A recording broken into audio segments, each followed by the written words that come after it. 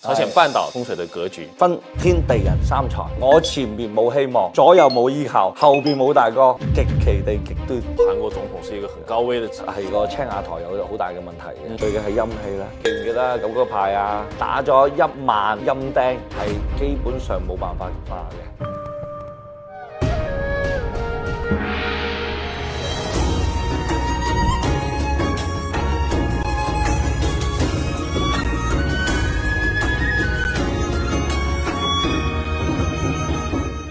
非常之感謝大家嘅支持啊！我嘅課程咧，中華智慧大講堂咧已經開放啦。進入咗九支離火運咧，如果你想快一步咧，學習玄學啊，同埋一啲叫做道法術器嘅知識啊，了解自己，幫助自己身邊牽掛嘅人咧，咁就可以加翻我哋嘅 WhatsApp 報名上堂，福星無量。Hello， 大家好，我係風水。Hello， 大家好，我是子耀。師兄啊，上一期我們有聊到過了日本的風水啦，很多的評論的留言說，能不能講一講日本的鄰居，就是我們的朝鮮半島到底是什麼樣的一個風水的格局？咁你其實好明顯啦，見到朝鮮啦就好似中國嗰個公雞下邊，我哋呢度嗰條鬚咁樣樣嘅，背靠我哋就叫做玄武位，背靠住叫長白山。呢個長白山嘅山脈咧，喺我哋成個中國嘅北龍脈嚟講咧，都係非常之重要嘅。原先佢成為中國嘅附屬國嘅時候咧，呢個北龍脈起到好大嘅作用。高麗啊，係咪啊？呢個民族啊，清朝也是係都仲係唔錯嘅。佢而家背靠嘅呢個龍脈得唔得咧？呢個北龍咧唔係咁活躍嘅，所以呢個龍氣咧就弱咗。但係對於朝鮮半島呢個咁細嘅地方嚟講，已經足夠㗎啦，玄武位夠用。所以成個朝鮮半島咧，原先佢依託於中國嘅發展，我覺得冇問題，因為佢有強大嘅靠山靠背。係啦，但係一旦佢哋自己去發展嘅時候咧，佢會發現咗揾錢會比較艱難，左右嘅阻力唔夠大，最後你都要依靠大山大哥。咁其實而家我哋睇翻，無論係南韓同北韓，佢哋其實都係依靠緊大哥嘅。沒錯，南韓和北韓，它的經濟差距越來越大哦。那是不是真的是因為這個風水的影響呢？我哋所有嘅風水咧，一定要相信3樣嘢嘅，唔可以淨係講地勢嘅，分天地人三才。咁呢3樣嘢咧，先能夠影響咗一個地方嘅格局。如果你話淨係風水影響成個地運啊、國運啊，呢個就片面咗嘅。喺60、70年代咧，事實上成個北韓嘅經濟係比南韓好好多嘅。點解會富裕咧？其實就同翻佢嘅地形同埋佢嘅依託有關啦。蘇聯又好，中國又好咧，俾佢好多嘅支援，咁咧我哋叫做呢個叫天時啦。咁呢個天時點樣得嚟嘅咧？你哋睇翻呢個朝鮮半島啦，將佢一分為二之後，呢一個北韓最大嘅靚嘅4陵喺邊度咧？就係佢嘅玄武位，就係佢嘅靠山。如果佢能夠有好嘅依託嘅話咧，事實上佢能夠係得到咗唔錯嘅發展嘅。1976年之後啦，我哋好多嘅政策啊就變咗啦。咁啊，朝鮮獲得嘅呢個玄武嘅支持就慢慢就沒有了嘛。係啊，交咗俾金正日嘅時候咧，北韓嘅嗰個經濟開始慢慢落翻嚟啦。靠自己咧，靠唔靠到咧？左邊望翻去，青龍無力，係啦，咁就係貴人無力啊，依靠無力啊。右邊望翻黃海，呢邊亦都係白虎坐空。咁呢個白虎位嘅話，佢同一陣間我哋想講嘅南韓仲完全唔一樣。其實你見到海水咧，你能夠如果吸納到佢嘅氣咧，都仲有啲財嘅。咁咧佢亦都吸納唔到，所以個財氣比較貧瘠。南韓最大嘅差別係乜嘢咧？就係個朱雀位啦。佢嗰個朱雀位係冇嘅。我哋話朱雀要望咩咧？要望海，要望水。南韓有，佢冇。所以咧，從70年代中後期開始咧，成個朝鮮嘅呢一個經濟實力啊，就非常之弱啦。我啱先講緊個地啦，再睇翻個人啦。人口方面咧，能夠耕種嘅地好少啊，所以佢係一個極其貧瘠嘅一個叫做糧食生產地方。所以咧，進口佢俾所有國家封鎖之後，天唔幫佢，地唔幫佢，人冇咁強嘅發展空間嘅時候，所以就形成咗目前嘅朝鮮北韓嘅一個報導啊，佢係強制性將所有人你嘅100蚊1比100，100蚊會變成1蚊，一個星期裏邊全部將你嘅現金兌換，你嚟唔切兌換就冇噶啦，跟住每個人限制只能夠兌換15萬。就強行的平均的共產主義。喺呢個風水格局裏邊，我前面冇希望，左右冇依靠，後邊冇大哥，我只能夠行到極其地極端，只能捲自己。大家都窮，都唔係一件壞事。咁所以你評論佢喺咁樣嘅風水格局裏邊做出咁樣嘅行為，我覺得可以接受。其實我都覺得呢個角度係幸福嘅，因為你根本都諗唔到咁嘅嘢，即係你睇唔到呢個世界。這讓我想起一部電影叫《楚門的世界》，就《楚門的世界》裡面，裡面都是跟他一起在演嘛，那但是他很幸福，沒有被發現，他原來是在全世界直播的時候，他就沒有事情。如果我哋身邊有啲人，你一直俾幸福感包圍住呢個小朋友，一直都好幸福咁樣去生長，你要唔要去激醒佢？你要唔要去令佢悟到呢？不要，冇錯，令到佢呢場夢冇醒。沒錯。一線之隔，那兩個國家其實它的經濟發展是有天壤之別的。目前看起來，包括我們前些年也有講的韓流啊，包括它很多一些高端的一些先進的科技啊，包括醫療的技術啊，三星啊，對啊，它很強的這樣的一個科技製造的水平啊，那它的這樣的一個風水格局又會形成一個什麼樣的影響？佢首先第一個係冇玄武嘅，冇玄武即係冇靠山，好多嘢就容易令到佢動搖啦。但係佢亦都有一個得天獨厚嘅優勢，就係佢前邊有個明堂，有個水塘，山管人丁水管財啦。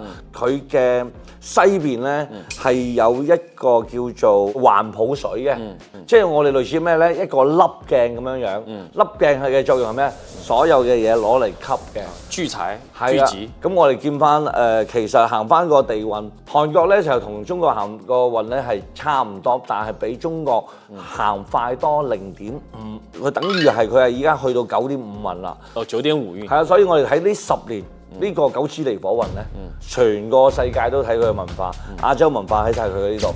當佢呢個地運開始嘅時候咧，佢呢個風水嘅格局嘅力量亦都係更加嘅大。啱先講到啦，西邊嘅呢個凹鏡可以吸嘅水，吸嘅邊度嘅水咧？中國嘅黃海，直對住邊度咧？對住連雲港嘅。事實上咧，呢個咧係中國嘅中龍脈。事實上，我個人認為係中國最靚嘅龍脈。中龍脈是不是在上海出海口？唔係喺渤海灣咯。渤海灣。但係佢會影響到嗰度附近。哦。係啦。我哋成個黃海灣嗰邊都係一個環抱嚟噶嘛，喺個雞嘅下邊都係一個環抱嚟嘅。點解我哋吸嘅財唔係自己吸翻嚟，反而俾佢吸呢？因為我哋嗰度係一個龍氣嘅出海口，我哋吸嘅係成個太平洋嘅氣。當然啦，我哋地大物博可以吸大啲冇所謂，但係對於一個南韓能夠吸到龍氣、吸到水氣，用到佢嘅前面嘅明堂以及白虎啊，我覺得已經足以令到佢騰飛啦。但係呢個財係咪又係好嘅呢？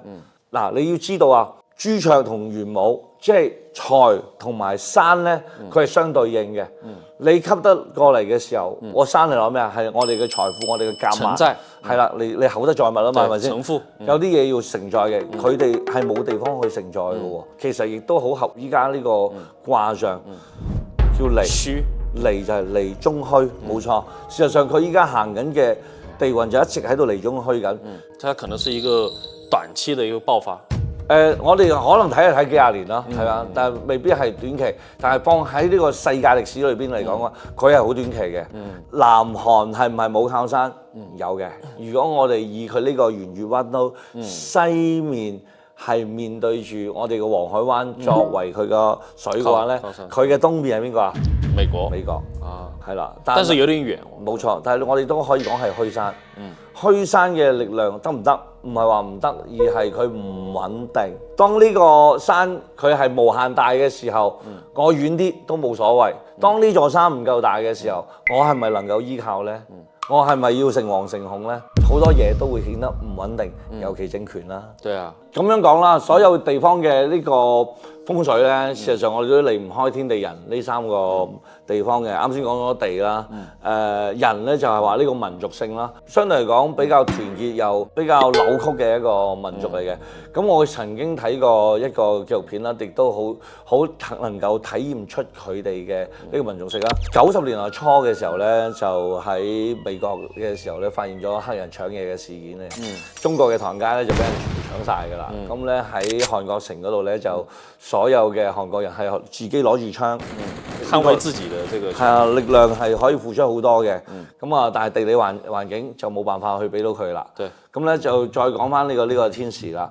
美國非常之好嘅時候，你以佢作為靠山，咁當然好啦。好嘅科技俾到你，好嘅軍事俾到你。我哋而家再睇翻目前嘅美國，係唔係仲係嗰陣時嘅 American Dream 咧？那現在美國走的是幾運？4、5運㗎，因為佢好大，有啲4運，有啲5運嘅。啊，所以的話，現在不是它比較強勢的一個時期。係啦，唔係佢強勢嘅時候，亦都唔係韓國呢個虛山啦，能夠有效嘅時候。好。那師兄剛才講到了天地人三才的一個關係啦，跟風水。那其中人是一個很關鍵的。那整個國家最關鍵的肯定是總統啦。但是我們會看到很多的報道，說韓國總統是一個很高危的職業。20幾位全部都出晒事。對啊，那從風水角度上面，我們怎麼解釋？其實係個青瓦台有好大嘅問題嘅。首先咧，佢係個馬桶蓋嚟㗎。你已經睇翻佢就係一個馬桶蓋咁吸埋，好鬼似。所有嘅皇城冇可能就喺座山嘅前邊，佢就係啱啱好喺座山前邊嘅。呢個我哋叫做咩咧？靠山太近，形成咗一種壓迫感。所以每個人喺度做嘢嘅時候都危危可及。你去睇翻青瓦台係一個好陰森嘅一個地方嚟嘅，係一個陰氣聚集嘅地方嚟嘅。當然明堂夠大，你可以聚氣啦，聚嘅係陽氣，但係聚嘅係陰氣咧。總統嘅呢個進程咧都係向下，咪係陰咯。你睇翻金大中啦，就算攞咗個諾貝爾嘅和平獎啦，事實上佢都出咗好多問題。因為成個青瓦台咧，除咗佢有陰氣向下行之外咧，仲有一個好核心嘅點，可能好多人都唔知。1894年嗰陣時啊，甲午戰爭就中國將兩個地方割讓咗，一個台灣啦，一個係朝鮮半島啦。日本去到每一個地方，佢仲會做一樣嘢嘅，你記唔記得九個派啊？就是要把你龍脈卡冇錯啦，跟住咧風水破壞嗰個派咧就去咗青瓦台嗰度咧，係打咗1萬眼嗰啲叫做陰釘。嗱，釘唔係你睇到嗰啲釘嚇，全部都係我哋陰嘅，陰即係睇唔到嘅一樣係見到啦。咁啊打漏咗呢個青瓦台咧，佢呢1萬盞釘咧係基本上冇辦法化嘅。只要唔變呢度，佢唔相信呢樣嘢嘅話咧，佢可能下一任會更加精彩，下一任會更加嘅離奇。如果我哋可以通過風水將呢一方面再掃清咗之後咧，我相信韓國嘅呢個發展可能比我哋而家嘅想像更加犀利。當然啦，我哋留個懸念俾大家。係啊，你睇下韓國嘅國旗同我哋嘅太極，同埋佢嗰個卦象同我哋自己嘅卦象有乜嘢唔同，有咩缺陷嘅，你就知道佢個中有咩問題啦。沒錯，那本期節目呢，也聽了師兄的分析，我就發現呢，朝鮮半島有很多複雜的地方，但是呢，並不是風水簡單的去決定一個國家的命運，而是幫助我們去理解它的困境和可能性。今天也是大開眼界。咁啊，如果大家仲想聽啲咩國家或者咩地區嘅風水嘅話，大膽喺評論區度提出嚟。無論係大到去美國嘅 America 嘅，或者細到去不丹嘅，只要你有興趣，我哋都 OK 可以傾。甚至乎你話我想聽下剛果啊、贊比亞咁都可以都 OK 嘅。我哋嘗試下研究下，係啊，非洲嘅風水都冇問題嘅。OK，好，那感謝今天師兄的解答啊，我們下期節目再見。好，福壽無量天尊。